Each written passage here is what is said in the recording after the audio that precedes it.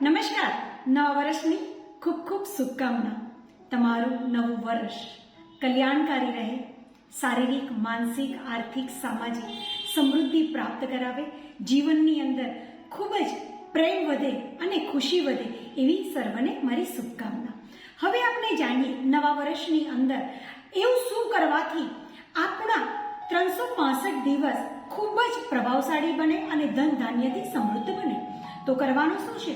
શું તમે શિવપંથી છો તો શિવજીને તુલસીનું ઓઇલ યા તો પછી એક તુલસી પત્રની સાથે ₹1ના સિક્કા 108 લેવાના છે. એની ઉપર તમારે તિલક કરી દેવાનું છે અને તિલક ન કરી શકો તો તુલસી પત્ર મૂકી દેવાના છે.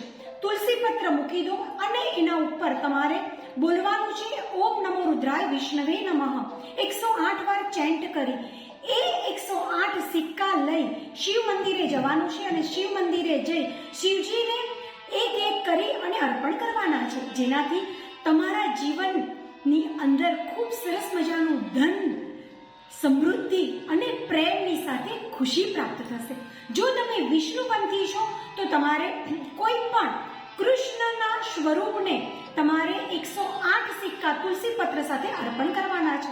જો તમે હનુમાનજીના સાધક છો તો હનુમાનજીને પણ તુલસી પત્ર સાથે 108 ₹1ના સિક્કા અર્પણ કરવાના છે, જેનાથી તમારા જીવનની અંદર ખૂબ જ ખુશી, પ્રેમ અને ધન ધાન્ય અર્પણ થશે.